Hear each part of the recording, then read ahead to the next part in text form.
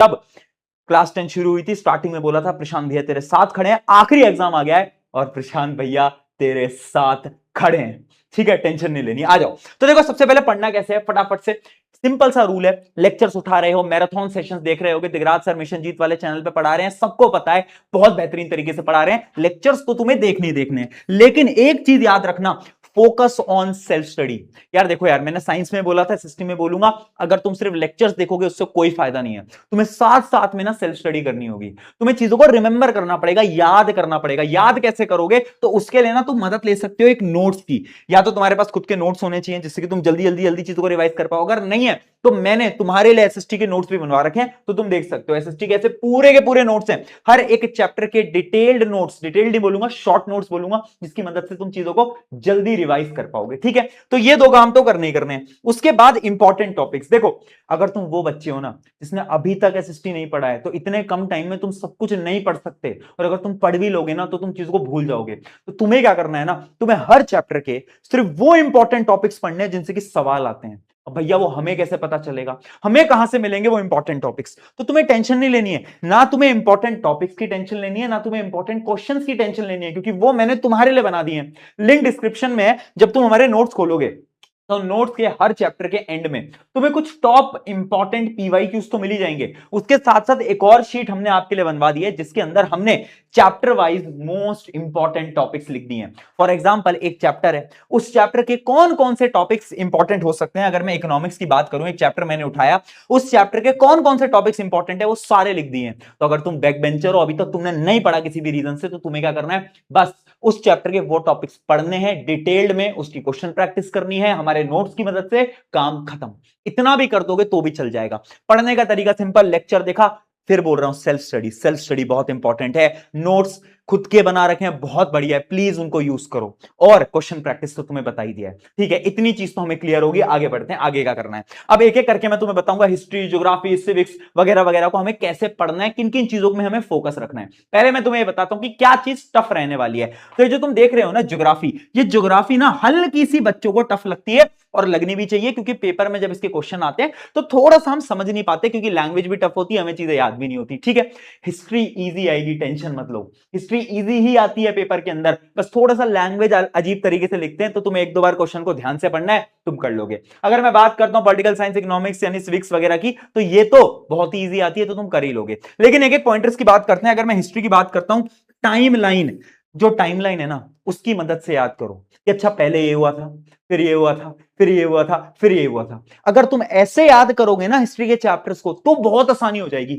अब भैया ये जो डेट्स होती हैं ये हमें याद नहीं होती है ना, 1920 1930 ये याद नहीं होती। तो अगर तुम नोट्स उठाओगे ना, तो हमारे नोट्स के चैप्टर के लास्ट में पूरी की पूरी टाइमलाइन दे रखी है, ताकि तुम रिवाइज कर पाओ फटाफट से। तो वो भी आपके लिए हमने ऑलरेडी नोट्स के अंदर बना रखा है। ठीक है, अगला है डेट ट्रिक। डेट ट्रिक क्या है, इमेजिन करो एक डेट थी, यानी एक ईयर था, वो था 1806। अब तुम्हें याद नहीं है 1806, तो क्या करके आओगे तुम्हें क्या करना है, एक ट्रिक यूज करनी है, लिख के आना अर्ली 1800। क्या लिख कर आना, अर्ली 1800। तो तुमने उसमें कुछ गलत भी नहीं लिखा और तुमने सही भी लिख दिया, अर्ली 1800, उसका मतलब हो गया 1806। तो अगर तुम्हें ऐसे याद नहीं आ रहा है ना कुछ, तो ऐसे तुम लिख सकते हो अर्ली 1800, लेट 1800, ऐसे लिख के आओगे ना, तो ये तुम्हारा थोड़ा सा स्मार्ट स्ट्रैटेजी तुम यूज कर पाओगे। उसके साथ साथ लिखने का तरीका वेरी इंपॉर्टेंट, तुम्हें ना आंसर को लिखने का तरीका आना चाहिए। हमेशा आंसर्स को पॉइंट के फॉर्मेट में लिख के आना, बहुत मदद होगी। अब मैं पेपर प्रेजेंटेशन पे आऊंगा, वहां पर मैं बता भी दूंगा। ठीक है, ज्योग्राफी थोड़ी हार्ड रहेगी, बहुत सारे सवाल प्रैक्टिस कर लो ज्योग्राफी के, अभी मैं बोल रहा हूं। ठीक है, प्रीवियस ईयर क्वेश्चन जितने सॉल्व कर सकते हो सारे के सारे सॉल्व कर लो। मैप बहुत इंपॉर्टेंट रहेगा, मैप को तो सॉल्व करना है, सबको पता है कैसे सॉल्व करोगे। यार एक मैप ले लो इंडिया का, है ना, और एक रफ मैप ले लो, और उसमें हर जगह को मार्क करो, जो जो तुम्हारे आ रहे हैं ना कॉन्सेप्ट्स, जो जो तुम्हारे क्वेश्चंस आ रहे हैं, उनको मार्क कर करके प्रैक्टिस करो। अगर तुम मैप के बिना बस ऐसे इमेज देख रहे हो और तुम याद करने की कोशिश कर रहे हो, नहीं हो पाएगा। तुम्हें एक ब्लैंक मैप लेना पड़ेगा, 3-4 मैप की प्रैक्टिस करो, सारी चीजें क्लियर हो जाएंगी। ठीक है, उसके साथ साथ remember keywords, very important. Geography के आंसर थोड़े से टिपिकल होते हैं, थोड़े मुश्किल होते हैं, तो सब कुछ याद मत करो, कीवर्ड्स याद करो। यानी मान लो किसी आंसर के 5 पॉइंट है, तो जो पॉइंट्स की हेडिंग होती है ना, वो पॉइंट्स की हेडिंग याद रखो। वो हेडिंग लिखी, फिर आगे तुम अपनी भाषा में लिख सकते हो, मतलब खुद से बना बना के लिख सकते हो। सब कुछ याद करने की, रटने की इतनी जरूरत नहीं है, तुम रटने पे फोकस कर रहे हो, ज्यादा क्वेश्चंस को सॉल्व करने पे फोकस करो। फिर आते हैं पॉलिटिकल साइंस इकोनॉमिक्स। इसमें क्या करना है, एनसीईआरटी वेरी इंपॉर्टेंट, एनसीईआरटी के सारे क्वेश्चंस कर लेना। एंड कॉम्पिटेंसी बेस्ड क्वेश्चन, यानी जो केस बेस्ड क्वेश्चन होते हैं वो भी इसके थोड़े से प्रैक्टिस कर लो। कभी कभार टिपिकल क्वेश्चन यहां से केस बेस्ड क्वेश्चन आ सकते हैं, तो उसकी प्लीज प्रैक्टिस करो। और आंसर एनसीईआरटी के पॉइंट्स में लिखो। एनसीईआरटी ना इसके लिए मोर देन इनफ है। क्यों? क्योंकि इसके जो क्वेश्चंस होते हैं वो ज्यादा कॉम्प्लिकेटेड नहीं आते, और जैसे कॉम्प्लिकेटेड आते हैं उसका आंसर तुम्हें एनसीईआरटी में मिलता है। तो एनसीईआरटी की लैंग्वेज में आंसर्स लिखने की थोड़ी थोड़ी प्रैक्टिस कर लो, ये आपके लिए बहुत इंपॉर्टेंट रहेगा। चलो आगे बढ़ते हैं। अब कुछ इंपॉर्टेंट चीजें, पेपर मिलते ही क्या करना है। मान लो तुम्हारे हाथ में आ गया पेपर, अब क्या करोगे भाई? तो सबसे पहले जो रीडिंग टाइम तुम्हें मिल रहा है ना, उस रीडिंग टाइम में देखो, तुम्हें पता है अलग अलग सेक्शंस में पेपर डिवाइड हो चुका है, पेपर पैटर्न बदल चुका है। तो वो जो एमसीक्यू वाले क्वेश्चंस होते हैं ना, एमसीक्यू वाले क्वेश्चंस वो सॉल्व कर लो शुरू के टाइम में, क्योंकि उसमें टाइम भी नहीं लगेगा और तुम्हें पता भी चल जाएगा। तो एमसीक्यूज को तुम सॉल्व कर लो फटाफट से। अगर फिर भी टाइम बच जाता है, तुमने एमसीक्यू भी सॉल्व कर लिया फिर भी टाइम बच गया, तो क्या करोगे, सेलेक्ट कर लेना और वाले क्वेश्चंस, जो और वाले क्वेश्चंस नहीं होते वो तुम वहां पे सेलेक्ट कर लेना। बस तुम ये दो काम कर लो, ये दो काम कर लोगे तो आपका काम खत्म हो जाएगा। ठीक है, बहुत सही, पेपर मिल गया है। अब सुनो आगे क्या करना है, कैसे अटेम्प्ट करेंगे, अटेम्प्टिंग स्ट्रैटेजी क्या है। तो देखो मैं फिर बोल रहा हूं, मैंने हर आपके सब्जेक्ट के लिए एक ही स्ट्रैटेजी बताई है कि उस सेक्शन से स्टार्ट करो जो कि तुम्हारा फेवरेट है, जो कि तुम्हारा स्ट्रांग है। जब तुम पेपर देखते हो ना, तो देखते से पता चल जाएगा कौन सा सेक्शन तुम्हें आता है, कौन सा नहीं आता। मान लो मेरी हिस्ट्री बहुत स्ट्रांग है, तो मैं हमेशा हिस्ट्री से स्टार्ट करूंगा, है ना। अगर मेरी ज्योग्राफी बहुत स्ट्रांग है, मैं ज्योग्राफी से स्टार्ट करूंगा।